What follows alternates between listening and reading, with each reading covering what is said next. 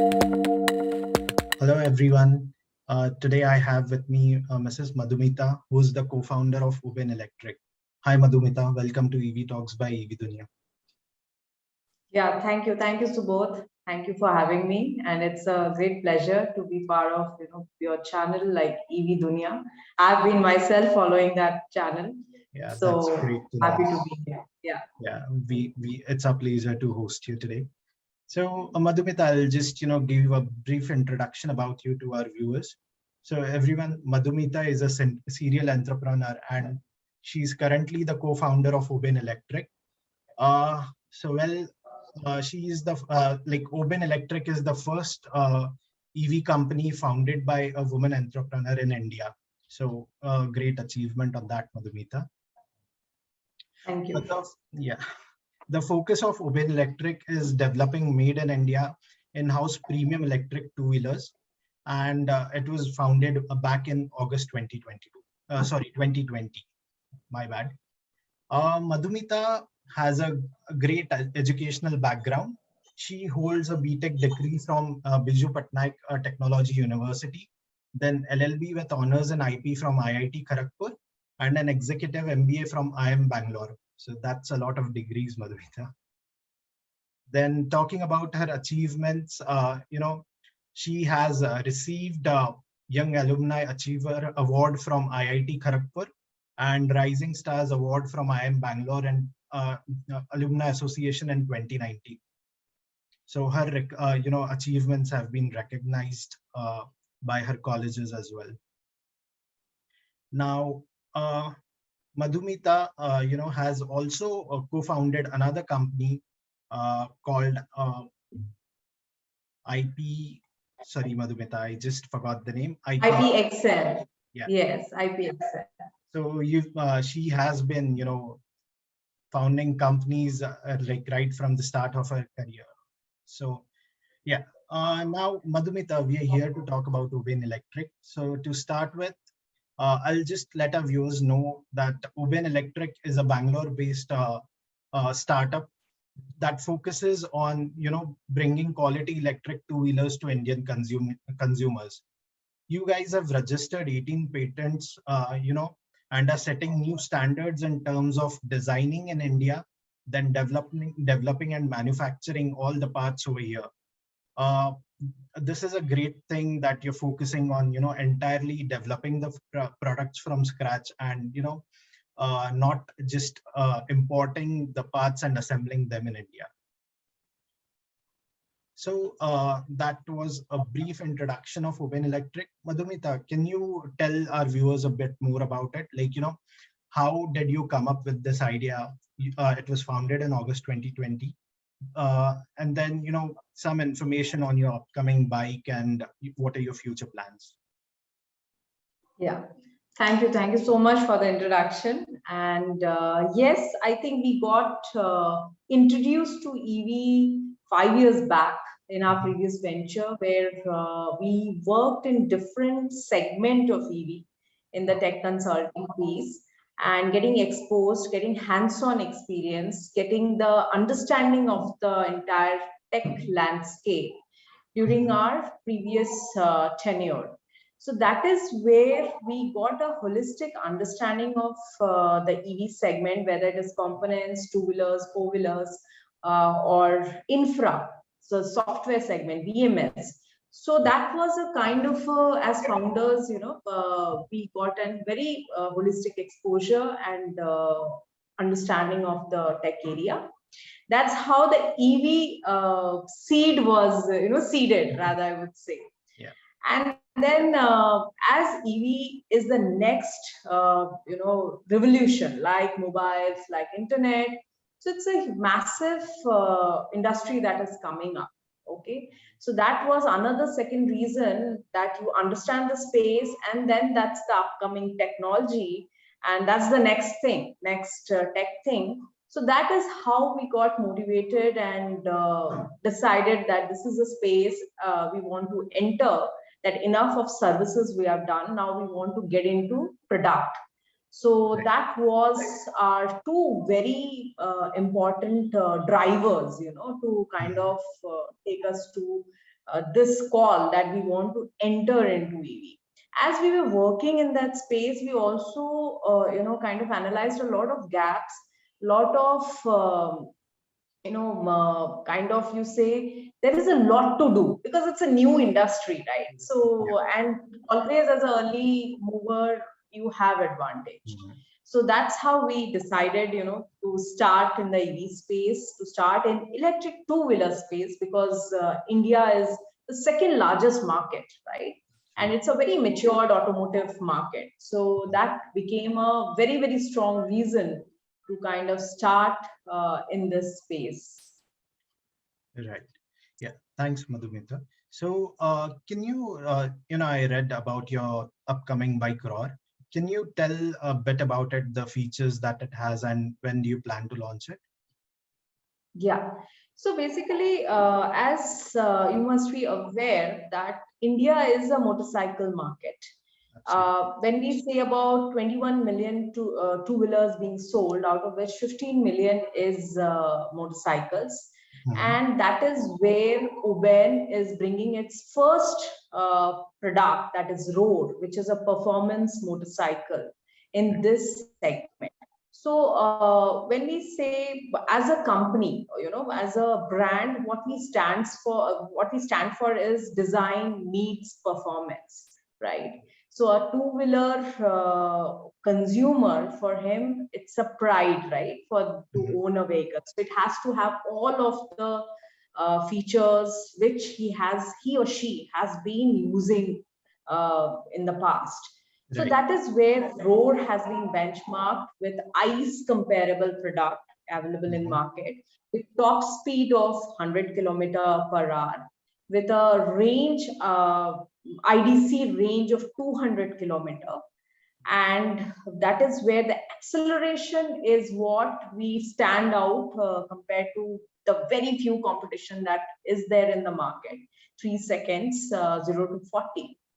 And with all loaded with all the tech features, smart features, making it more tech savvy, enabled with IoT, introducing first time gamification in two-wheelers, creating an entire social platform for the EV riders.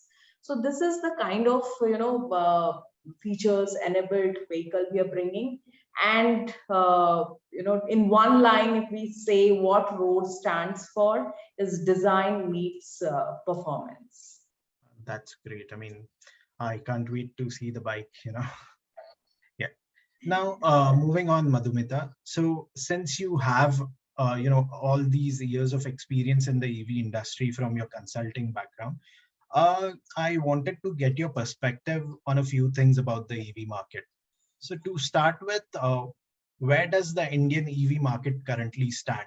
So we've seen, in the start, we've seen a lot of manufacturers importing parts from maybe China or other countries and assembling them and selling their products. So what is the current, scenario in India? Okay, so how it evolved is definitely there were CKD products coming and kind of pushing in the market. First was the B2B segment, that is your delivery fleet and all. That is the segment which started picking up as a market, right? More traction we started seeing because couple of reasons. One is the B2B segment doesn't require that kind of performance, that kind of a design, that kind of, there is a different kind of requirement there, right? So getting a product from outside, outside the country, assembling it and just using it for the whatever use case, whether it's delivery fleet and all that. That is how the Indian market started, right? But Indian market, the automotive two-wheeler market, is predominantly a consumer market. People like you and me, in every household has a two-wheeler, whether it's majorly it's primary vehicle. For certain people, it is secondary vehicle, right? So the B2C segment, that is evolving now. As we see a lot of, one is definitely the government push. All have kind of kudos to the government, the way they have kind of done a massive push, whether it's central government, state government, and all.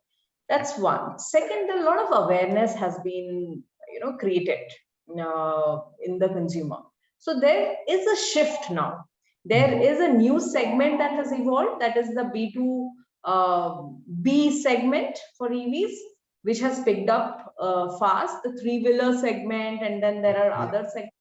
Now there is a transition or shift, rather, I would say, with the rising, petrol prices, shift to B2C, the consumers, basically. People like you and me, they have started adopting EV. They see EV as their next, EV vehicle as their next buy.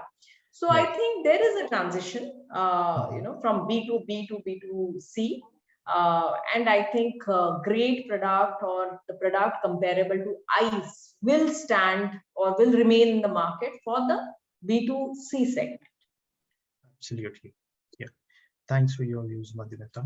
Now, moving on. So, there are a lot of good things and, some bad things. So, according to you, what are the yay factors and what are the nay factors in Indian EV market right now? The good thing is definitely the world is moving towards sustainability. Let's, acknowledge that. Yeah. Because it's a need now, right? The good thing is that every businesses have started now, not just EV, there are other businesses which have started revolving around sustainability. So that's the good part. That's the good thing for our next generation. How fast it happens is a different, discussion. That's the first thing. Second, I would say the good thing about is the big stakeholders, like government. The kind of policies evolving around the EV adoption. So the kind of stand government has taken. That's the first tick, I would say. That's the first best thing that India is pushing hard on, and I think India is leading in that. So the government push. Of course, the awareness comes in place as and when we move ahead. So these are two very strong points. Then the businesses around it have started kind of evolving. A lot of innovations have started coming up.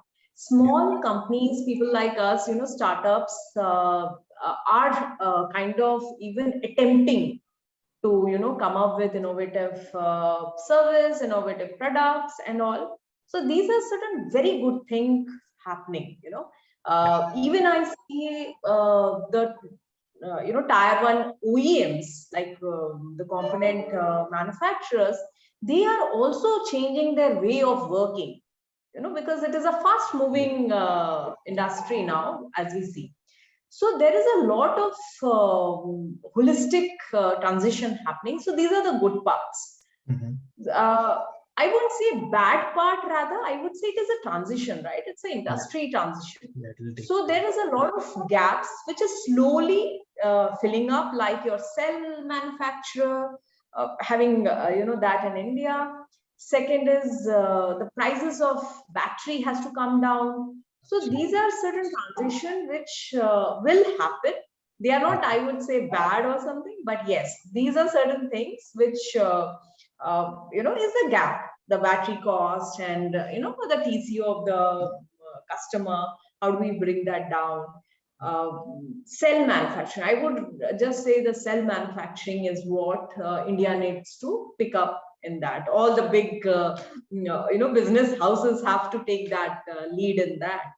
So these are two things. Definitely, state governments are also supporting a lot to, small companies and with subsidies and all that. So there are good and bad as it is a transition. So there are gaps. I won't say bad. There are gaps which is slowly, gradually filling up. Totally makes sense. And kudos to government, for their policies and encouraging the startups to come up. Now, moving on, Madhumita, I would also like to get your views on the charging infrastructure in our country right now. Yeah. So Yes, as I said, it's a transition. It's a kind of a chicken and egg story. If I put up a charging infra, I don't have vehicles, right? If I have vehicles, I don't have a charging infra. So it's a chicken and egg story. Right. But still, we see a lot of businesses coming with a lot of innovative, solutions for the consumer. Right. Yeah. So that is something in a big way happening.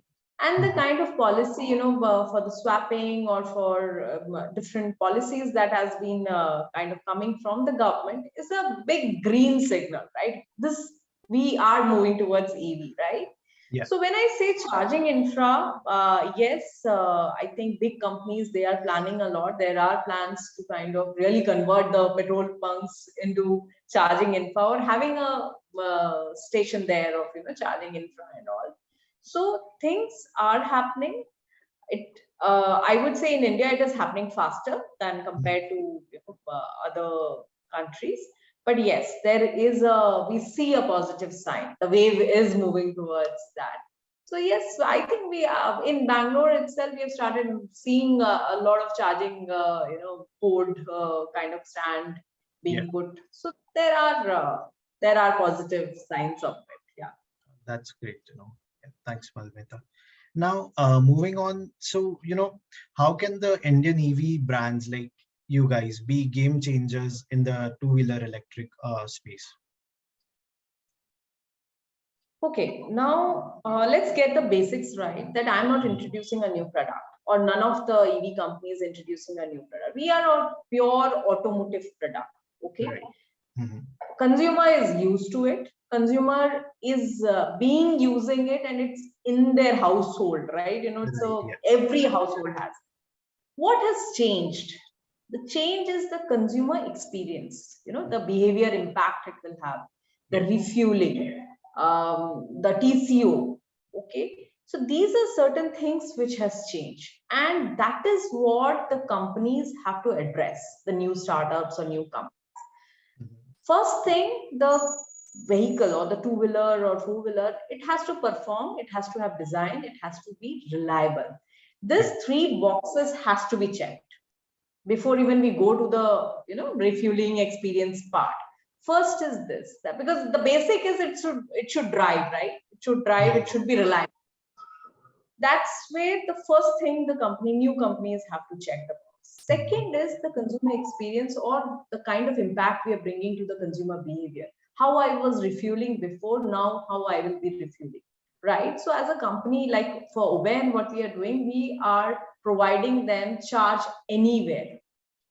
That is the feasibility we are giving. So as a consumer, if my petrol bunk is coming home, I am more than happy than going to a petrol bunk at the corner. Absolutely. So that is what we see as a adoption rate to pick up, that if I'm able to charge at home, if I'm able to in my garage or in my first floor, from first floor also, if I'm able to pull the wire down and plug it into a normal 15 amp socket, I'm good to go as a consumer. For me, the petrol pump has come home. So this is where I'm looking at that two important things, the performance, reliability, and design, that's really matters. What the new young startups have to focus first. Second is the charging, the refueling piece has to be made very, very convenient. And last but not the least, the cost. Yeah. Absolutely. You're bang on that. Yeah. Now moving on, Madhumita, talking about the global EV market. So what can we expect in the near future over there? And do you see any, indigenous brands making an impact?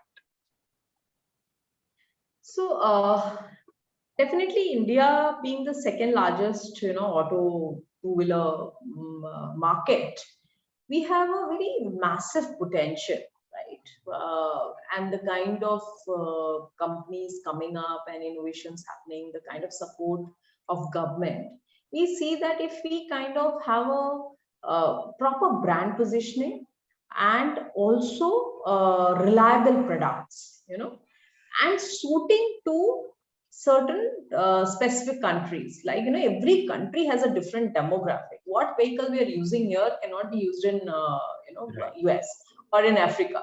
or in any Southeast Asian countries. Southeast Asian, still we are close in the demographics. But if the companies, if the new companies or startups, if they can build something which suits that particular country, if they can build that, then there is a way to go, because we are a big economy, right? And automotive is a very, very matured market, what we have. So I feel there is a huge potential for companies to export their products outside to different and have a global stand and positioning. Got it. Yeah, makes sense. So now, talking about the challenges, what challenges do the brands face right now, and how can they overcome those challenges? Yeah, I think as it is a new industry, I would say hardly 5 years the real action have started happening. The first challenge is getting the right kind of skill. Very few. The skill is very few, right? So one is, we feel that I think every company must be facing that the talent pool, the skill set is very scarce, limited. You have to kind of more unlearn and again relearn new stuff. So that is the kind of phase we all are, whether it is big OEMs, whether it is a small startup. So one biggest challenge what I see is skill. That is where I think a lot of, maybe it is blue collar or white collar, that expertise have to be developed, because it's a new industry. That's first. Second, on the, when we say the critical components like battery, motor, these are new stuff that has been introduced.